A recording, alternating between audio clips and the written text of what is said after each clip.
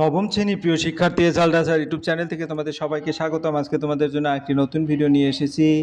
ভৌত বিজ্ঞান মডেল প্রশ্ন, দ্বিতীয় পর্যায়ক্রমিক মূল্যায়ন, সহজেই ভৌত বিজ্ঞান শিখি। আমি এই ভিডিওতে তোমাদের কিভাবে প্রশ্ন উত্তর দিতে হয় এবং কিভাবে পড়তে হয় সমস্ত বিষয় নিয়ে আলোচনা করব। দ্বিতীয় পর্যায়ক্রমিক মূল্যায়ন 2026 সেট নম্বর 41 মার্কের একটি স্কুলের প্রশ্ন বিশ্লেষণ সহ সম্পূর্ণ সমাধান দেখাবো তোমাদের এই ভিডিওতে। কাজে তোমরা যারা এখনও আমার চ্যানেলটিকে সাবস্ক্রাইব করনি তারা এখনই চ্যানেলটিকে সাবস্ক্রাইব করে বেল আইকনটি প্রেস করে দাও এরকম আরও অনেক ভিডিও পাওয়ার জন্য। তোমরা দেখতে পাচ্ছ নবম শ্রেণী ভৌত বিজ্ঞান দ্বিতীয় ইউনিট প্রশ্নপত্র 2026 গ্রুপে বহু নির্বাচনী 8টি প্রশ্ন থাকবে, আর গ্রুপ বিতে থাকবে অতি সংক্ষিপ্ত প্রশ্ন 60টি, তাই 8 7 15। আমরা প্রশ্নটা দেখে আসি। এরপরে গ্রুপ সিতে থাকবে 10 নম্বর 2 মার্কের 5টি প্রশ্নের উত্তর দিতে হবে, এবং গ্রুপ ডিতে থাকবে তোমার 3 5 15 5 মার্ক করে 3 মার্ক করে 5টি প্রশ্ন।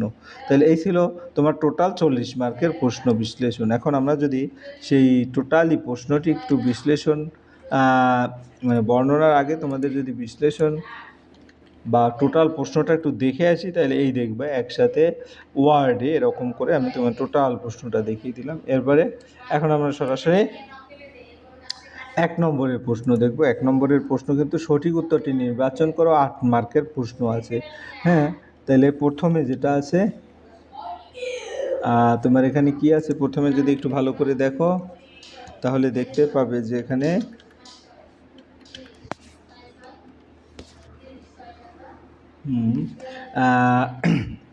এক মোল অক্সিজেন পরমাণুর বলতে কি বোঝায়। তো এখানে 4টা অপশন আছে, আমরা দেখব আসলে কোনটা উত্তর হবে।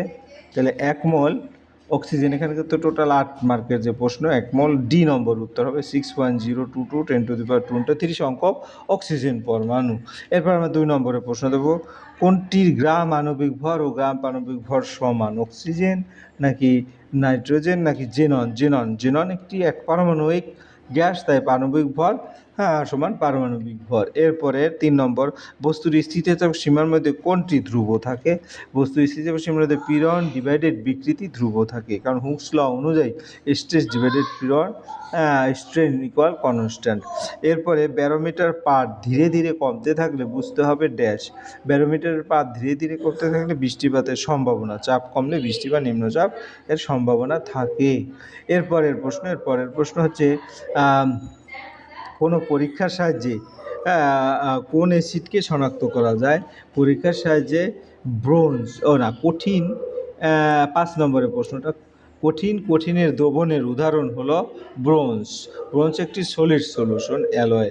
এরপরে আমরা পরের প্রশ্ন দেখব। যদি 6 নম্বরের প্রশ্ন দেখি, কোন পরীক্ষার সাহায্যে কোনো অ্যাসিডকে শনাক্ত করা যায়।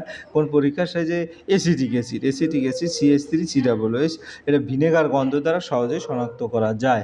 এরপর 7 নম্বরের প্রশ্ন, তোমার একটি অম্লিক দ্রবণের পিএইচ হলো, একটি অম্লিক দ্রবণের পিএইচ 5.1, কারণ 7-এর চেয়ে কম হচ্ছে অম্লিক দ্রবণের মান। এরপরের প্রশ্ন হচ্ছে কোনো বস্তু এ বিন্দু থেকে যাত্রা শুরু করে ACB পথে বি বিন্দুতে পৌঁছালো, অর্থাৎ বক্রভাবে যেটাই হোক। তাহলে এক্ষেত্রে তোমার উত্তরটা কি হবে, এ সমান কনজারভেটিভ ফোর্স হলে কাজ পথ ইন্ডিপেন্ডেন্ট আর নেট ডিসপ্লেসমেন্ট অনুযায়ী কাজ হবে, অর্থাৎ এ নম্বর উত্তর। এরপরের প্রশ্ন 2 নম্বরের মানে বি, গ্রুপ বি, নিম্নলিখিত প্রশ্নগুলির উত্তর তো এখানে এক নজর দেখে নেই। গ্রুপ বিতে টোটালি 60টি প্রশ্ন আছে, 7 মার্ক। তাহলে গ্রুপ বিটা যদি আমরা এখানে দেখি, তাহলে গ্রুপ বিতে কি আছে, নিম্নলিখিত প্রশ্নগুলির অতি সংক্ষিপ্ত উত্তরটাও 7। এসটিপিতে 44.8 লিটার অক্সিজেন গ্যাসের মোল সংখ্যা কত। তো 2টি বেলন এর একটিতে হাইড্রোজেন গ্যাস, দুটো প্রশ্ন আছে। আমি প্রথমটি, এসটিপিতে 1 মোল সমান 22.4 লিটার, তাহলে 44.8 লিটার সমান 44.8 ডিভাইডেড 2 মোল, তাহলে উত্তর হবে 2 মোল। এরপরে পরের প্রশ্ন, সংকোচিত অথবা দেওয়া আছে 2টি বেলুনের একটিতে হাইড্রোজেন গ্যাস 1.8066 10⁻20, অন্যটিতে 2 মোল হাইড্রোজেন গ্যাস আছে, কোন ক্ষেত্রে অনুসংখ্যা বেশি। তো এখানে আমরা যদি দেখি অনুসংখ্যা 1 মোল সমান 6.022 × 10⁻20, 2 মোল হচ্ছে 2 অর্থাৎ 12.044 10⁻20। এখন তুলনা যদি করে প্রথম বেলুনে এত, দ্বিতীয় বেলুনে এত, তাহলে 2 মোল হাইড্রোজেন অণুর সংখ্যা বেশি। এরপরে আমরা চলে যাব 2 নম্বরের প্রশ্ন। সংকুচিত স্প্রিংয়ে কী ধরনের শক্তি থাকে? সংকুচিত স্প্রিংয়ে স্থিতিস্থাপ বিভব শক্তি অর্থাৎ ইলাস্টিক পটেনশিয়াল এনার্জি। স্প্রিং সংকুচিত করলে তার মধ্যে শক্তি সঞ্চিত হয় যা মুক্ত হলে কাজ করতে পারে, এটা হচ্ছে ব্যাখ্যা। এরপরে জলে দ্রবণ মিশালে পৃষ্ঠটানের কীরূপ পরিবর্তন হয়? জলে দ্রবণ মিশালে পৃষ্ঠটান কমে যায়। দ্রবণ মেশালে জলে অণুগুলোর আকর্ষণ কমে যায়, ফলে সারফেস টেনশন হ্রাস পায়। এরপর পরের প্রশ্ন, সত্য বা মিথ্যা লিখো। প্লবতা বস্তুর জ্যামিতিক আকারের উপর নির্ভরশীল। আমরা যদি দেখি প্লবতা বস্তুর, এটা মিথ্যা, কারণ প্লবতা নির্ভর করে তরলের ঘনত্ব, স্থান, চ্যুত তরলের আয়তনের উপর, অর্থাৎ আকারের উপর নয়। এরপর পরের প্রশ্ন, সাইফন শূন্যস্থান সর্বোচ্চ সংস্থা প্রবাহী কোনো নলের মধ্যে দিয়ে ড্যাশ প্রবাহ প্রবাহিত হতে পারে। সর্বোচ্চ সন্ধিবেগে প্রবাহী কোনো নলের মধ্যে দিয়ে ল্যামিনার প্রবাহ, মানে ধারার প্রবাহ যেটা, আর সন্ধিবেগের নিচের প্রবাহ শান্ত থাকে যা ল্যামিনার ফ্লো বলে।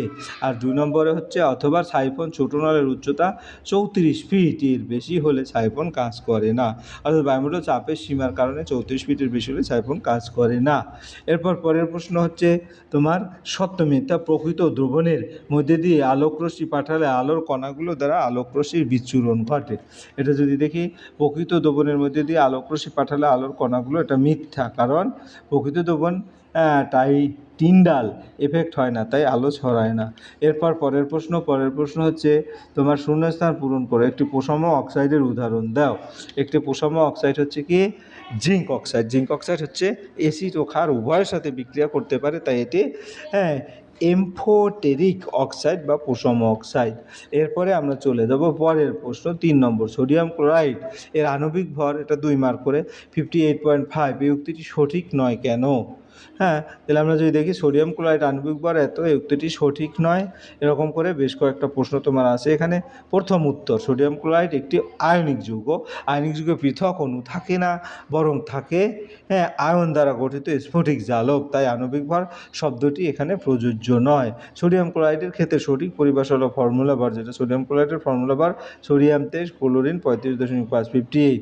তাহলে সোডিয়াম ক্লোরাইড আণবিক ভর 58.5 বলা ভুল, সঠিক হবে সোডিয়াম ক্লোরাইড ফর্মুলা ভর 58.5। এরপর পরের প্রশ্ন, বৃষ্টির জলে ফোঁটা গোলাকার হয় কেন? বৃষ্টির জলের ফোঁটা গোলাকার হয় জলের অণুগুলোর মধ্যে আকর্ষণ বলের ফলে পৃষ্ঠটান সৃষ্টি হয়। পৃষ্ঠটান সবসময় তরলের পৃষ্ঠকে সর্বনিম্ন ক্ষেত্রফলে নিতে বাধ্য করে। গোলকের ক্ষেত্রফল নির্দিষ্ট আয়তনের জন্য সর্বনিম্ন, তাই জলবিন্দু গোলাকার হয়। এরপর পরের প্রশ্ন হচ্ছে বস্তুর গতিশক্তি ঋণাত্মক হতে পারে কেন? তার আগে আমরা যদি দেখি তোমার কি আর্কিমিডিসের, এই যে ভাসমান অবস্থায় বস্তুর আপাত ওজন 0 হয় কেন? বৃষ্টির ফোঁটা গোলাকার। আচ্ছা, ভাসমান অবস্থায় বস্তুর আপাত ওজন আর্কিমিডিসের নীতি অনুযায়ী তলে ডুবান্ত বস্তুর উপর একটি ঊর্ধ্বমুখী প্লবতা বল ক্রিয়া করে।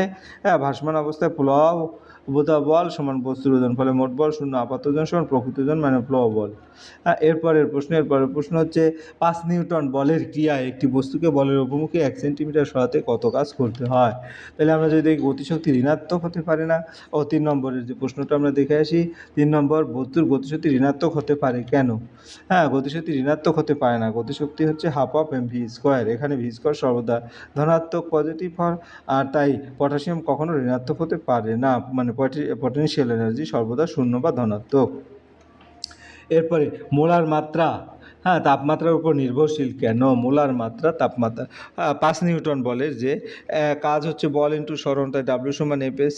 এস হচ্ছে 1 সেন্টিমিটার 0.01 মিটার, ডাব্লিউ হচ্ছে 5 ইন্টু 0.01 অর্থাৎ 0.05 জুল, উত্তর 0.05 জুল। এবার মোলার মাত্রা তাপমাত্রার উপর নির্ভরশীল কেন? মোলার মাত্রা, মোলারিটি তাপমাত্রার উপর নির্ভরশীল। মোলারিটি হচ্ছে মোল সংখ্যা ডিভাইডেড দ্রবণের আয়তন। তাপমাত্রা বৃদ্ধি পেলে দ্রবণের আয়তন বৃদ্ধি পায়, ফলে মোলারিটি পরিবর্তিত হয়, তাই মোলারিটি তাপমাত্রার উপর নির্ভরশীল। এরপর পরের প্রশ্ন, দ্রাব্যতার সন্ধ্যায় তাপমাত্রা উল্লেখ থাকে না কেন? দ্রাব্যতার সংজ্ঞায় তাপমাত্রা উল্লেখ থাকে না কেন? দ্রাব্যতার সংজ্ঞায় সাধারণত নির্দিষ্ট তাপমাত্রা ধরা থাকে, তাই আলাদা করে তাপমাত্রা উল্লেখ না করলে তা নির্দিষ্ট থাকে। এরপরে তোমার সোডিয়াম বাইকার্বনেট অ্যাসিড লবণ ব্যাখ্যা করো। সোডিয়াম বাইকার্বনেট একটি অ্যাসিড লবণ, এটি তৈরি হয় কার্বনিক অ্যাসিডের আংশিক নিরপেক্ষ কারণে। তাহলে এখানে কি আছে, carbon dioxide, sodium hydroxide, sodium bicarbonate এবং জল। এখানে একটি হাইড্রোজেন আয়ন এখনও প্রতিস্থাপনযোগ্য, তাই এটি অ্যাসিড সল্ট। হ্যাঁ, এরপরের প্রশ্ন, সোডিয়াম বাইকার্বনেট একটি অ্যাসিড লবণ। আরহেনিয়াস তত্ত্ব অনুসারে ক্ষারের সংজ্ঞা দাও। তা আরহেনিয়াস এর সংজ্ঞা, যে পদার্থ জ্বলিত মানে হাইড্রোক্সিল আয়ন ওএইচ আয়ন আর কি উৎপন্ন করে তাকে ক্ষার বলে। উদাহরণ sodium hydroxide, sodium plus OH. এরপর আমরা চলে যাবো ডি নম্বরের যে প্রশ্ন আছে। এখানে 5টি প্রশ্নের উত্তর দিতে হবে 3 মার্ক করে। 51 গ্রাম অ্যামোনিয়া কতগুলো হাইড্রোজেন পরমাণু থাকে এবং এসটিপিতে ওই পরিমাণ অ্যামোনিয়ার আয়তন কত? আমরা যদি দেখি উত্তরটা তাহলে কি বলবো, এখানে টোটাল প্রশ্নটা দেখে আসি এক নজর। অ্যামোনিয়ার অণুগুলো, তাহলে অ্যামোনিয়ার মোলার ভর 14 নাইট্রোজেন এবং হাইড্রোজেন 3 × 1 অর্থাৎ 17। মোল সংখ্যা 51/17 অর্থাৎ 3 মোল। তো 1 মোল অ্যামোনিয়ায় 3 মোল হাইড্রোজেন অ্যাটম থাকে, তাহলে 3 মোল অ্যামোনিয়ায় 3 × 3 9 মোল হাইড্রোজেন অ্যাটম থাকবে। 1 মোল সমান 0.6002 10⁻², তাই হাইড্রোজেন হবে 9 × 6.002 10⁻23। এটা গুণ করলে 5.4198 10⁻24টি হাইড্রোজেন পরমাণু। এরপরে এসটিপিতে 1 মোল সমান 22.4 লিটার, আর 3 মোল সমান অ্যামোনিয়ার আয়তন 22.4 অর্থাৎ 67.2 লিটার। তাহলে চূড়ান্ত উত্তর হাইড্রোজেন পরমাণু 5 এতটি এবং আয়তন 67.2 লিটার। এরপর পরের প্রশ্ন, আপেক্ষিক গুরুত্ব এবং ঘনত্বের মধ্যে একটি সাদৃশ্য একটি বৈসাদৃশ্য উল্লেখ করে আর্কিমিডিসের নীতিটি লেখো। তাহলে আর্কিমিডিসের নীতিটি যদি আগে লিখি বা সাদৃশ্য বৈসাদৃশ্য আগে দেখি, উভয় পদার্থের ভর ও আয়তনের উপর নির্ভরশীল এবং পদার্থের ঘনত্ব নির্দেশ করে। আর বৈসাদৃশ্য হচ্ছে ঘনত্ব, যেমন ভর ডিভাইডেড আয়তন, একক আছে কেজি। আপেক্ষিক গুরুত্বের পদার্থের ঘনত্ব ডিভাইডেড জলের ঘনত্ব, এখানে কোনো একক নাই। আর্কিমিডিসের নীতি, কোনো বস্তু সম্পূর্ণ বা আংশিকভাবে তরলে নিমজ্জিত হলে তার উপর একটি ঊর্ধ্বমুখী প্লবতা বল ক্রিয়া করে, যার মান বস্তুটি যতটা তরলে স্থানচ্যুত করে সেই তরলের ওজনের সমান, অর্থাৎ প্লবতা বল সমান স্থানচ্যুত তরলের ওজন। এরপরের প্রশ্ন হচ্ছে ধারের প্রবাহ এবং অশান্ত প্রবাহের দুটি পার্থক্য লেখো। বার্নৌলি নীতি এবং গাণিতিক সমীকরণ লেখো। তাহলে আমি প্রথমে যদি দেখি, ধারের প্রকৃত প্রবাহ, তরল স্তরগুলো সমান্তরালভাবে মসৃণভাবে প্রবাহিত, একে অপরের সাথে মিশে না। অশান্ত প্রবাহ, তরল অনিয়মিতভাবে ঘূর্ণি তৈরি করে প্রবাহিত। বেগের পরিবর্তন ধারার এক প্রবাহ, বেগের স্থির ও নিয়মিত থাকে। অশান্ত প্রবাহ, বেগ হঠাৎ পরিবর্তন হয়। অতিরিক্ত বুঝতে পারে। ধীর গতির জলের প্রবাহ হলো ধারার প্রবাহ, দ্রুতগতির নদীর ঢেউতে অশান্ত প্রবাহ। বার্নৌলি নীতি, কোনো আদর্শ তরল যখন প্রবাহিত হয় তখন তার চাপ, বেগ এবং উচ্চতা এর মধ্যে একটি নির্দিষ্ট সম্পর্ক থাকে, অর্থাৎ তরলের বেগ বাড়লে চাপ কমে, বেগ কমলে চাপ বাড়ে। তো গাণিতিক সমীকরণ হচ্ছে কি, গাণিতিক সমীকরণ P plus half of rho V square plus rho G A সমান কনস্ট্যান্ট। এখানে পি হচ্ছে চাপ, রো তরলের ঘনত্ব, ভি বেগ, তারপরে জি অভিকর্ষ ত্বরণ, এইচ উচ্চতা। সহজভাবে মনে রাখার, বেগ উপরে বৃদ্ধি ঊর্ধ্বমুখী, চাপ নিম্নমুখী, বেগ নিম্নমুখী, চাপ ঊর্ধ্বমুখী। এরপর পরের প্রশ্ন যদি দেখি, পরের প্রশ্ন হচ্ছে বস্তুতে বল প্রয়োগ করলে কী কী অবস্থায় কোনো কাজ হয় না। নম্বর এখানে 2 কেজি। তারপরে আমরা যদি দেখি, কাজ শূন্য হয় যখন বল আর সরণ ইন্টু cos θ, অর্থাৎ নিম্নলিখিত অবস্থায় কাজ শূন্য, সরণ শূন্য হলে অথবা বল শূন্য হলে অথবা বল ও সরণের পরস্পর লম্ব হলে, অর্থাৎ মধ্যবর্তী কোণ 90 ডিগ্রি হলে। দেওয়া আছে m সমান 2 কেজি, t সমান 1 সেকেন্ড, g সমান 10 মিটার পার সেকেন্ড, বেগ সমান ভি ইউ প্লাস জিটি। তাই এখানে জিটি অর্থাৎ 10 মিটার, গতিশক্তি half of m v square অর্থাৎ 100 জুল। এরপর পরের প্রশ্ন যদি আমরা দেখি, পরের প্রশ্ন কী আছে। পরের প্রশ্ন হচ্ছে অবাধে পতনশীল বস্তুর ক্ষেত্রে শক্তি সংরক্ষণ নীতি ব্যাখ্যা করো। এবং একস্য ক্ষমতা সমান কত ওয়াট। তাহলে অবাধে পতনশীল, ধরি একটা বস্তু কি এ উচ্চতা এইচ, যখন উচ্চতা বেগ ভি সমান 0, বি পজিশনে এইচ বাই টি এবং বেগ ভি, এবং উচ্চতা সি পজিশনে উচ্চতা 0, বেগ হচ্ছে সর্বাধিক। তাহলে শক্তি সংরক্ষণ নীতি কি বলে? শক্তি সৃষ্টি বা ধ্বংস হয় না, শুধু এক রূপ থেকে অন্য রূপে পরিবর্তিত হয় অবাধে পতনের সময়। তাহলে উপরের সমান সব শক্তি ডিভাইডেড ইকুয়াল স্থিতিশক্তি, নিচে হচ্ছে সব শক্তি ইকুয়াল গতিশক্তি, মাঝখানে হচ্ছে দুটোই থাকে। গাণিতিক প্রমাণ, দরজা কে উচ্চতা, এইচ অভিকর্ষ ত্বরণ, বেগ ভি স্থিতিশক্তি, পটেনশিয়াল এনার্জি সমান mgh, গতিশক্তি কে ই সমান 0, তাহলে মোট শক্তি হবে কি mgh। অবস্থান বি অবস্থানে যদি বলি স্থিতিশক্তি mgx, কারণ এখানে উচ্চতা h, তারপর মোট শক্তি ধ্রুব, তাই ই সমান mgh গতিশক্তি। এরপরে তোমার কেই সমান MGH minus MGX equal MGH minus, এখানে ক্যালকুলেশন করলে আমার অবস্থান সিতে, ইসি শক্তি শূন্য আর উচ্চতা শূন্য, উচ্চ শক্তি, তাহলে পটেনশিয়াল এনার্জি শূন্য হবে, আর মোট শক্তি বি সমান এমজিএইচ, তাই কেই সমান এমজি। তো গুরুত্বপূর্ণ ফলাফল, যে কোনো অবস্থায় পটেনশিয়াল এনার্জি পেলে কাইনেটিক এনার্জি সমান এমজিএইচ ইকুয়াল কর্ণসম, অর্থাৎ মোট শক্তি অপরিবর্তিত। একর্ষ ক্ষমতা কত ওয়াট, এই প্রশ্নটা বলেছে। একর্ষ ক্ষমতা হচ্ছে 746 ওয়াট। এরপরের প্রশ্ন চলে যায়। পরের প্রশ্ন কি বলেছে? হ্যাঁ, পরের প্রশ্ন হচ্ছে তোমার 25 ডিগ্রি উষ্ণতায় 40 গ্রাম জলে 4 গ্রাম দ্রবীভূত করা হয়, দ্রাব্যতা কত? তাহলে আমরা দ্রাব্যতা হচ্ছে দ্রবের ভর ডিভাইডেড দ্রাবকের ভর ইন্টু 100। তো এখানে 4 আবার ডিভাইডেড 40 ইন্টু 100, তাহলে এখানে 10 গ্রাম পার 100 গ্রাম ওয়াটার। উত্তর হচ্ছে 10 গ্রাম পার 100 গ্রাম জল। এরপরের প্রশ্ন যে একটি গ্লুকোজ দ্রবণের শক্তিমাত্রা 0.8 মোল পার লিটার, আয়তন ভিত্তিক শতকরা দ্রবণের শক্তিমাত্রা নির্ণয় করো।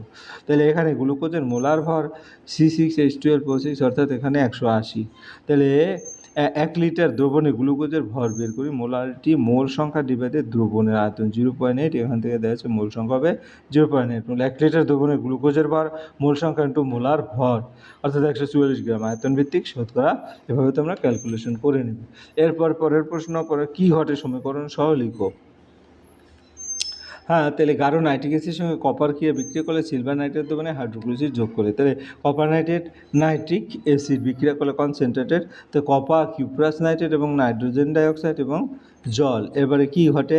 বাদামি রঙের নাইট্রোজেন গ্যাস ডাইঅক্সাইড গ্যাস নির্গত হয়, তামা দ্রবীভূত হয়ে নীল কিউপ্রাস নাইট্রেট তৈরি করে। বিক্রিয়া সিলভার নাইট্রেট যোগ হাইড্রোক্লোরিক অ্যাসিড সমান সিলভার ক্লোরাইড এবং নাইট্রিক অ্যাসিড। তো এখানে কি ঘটে?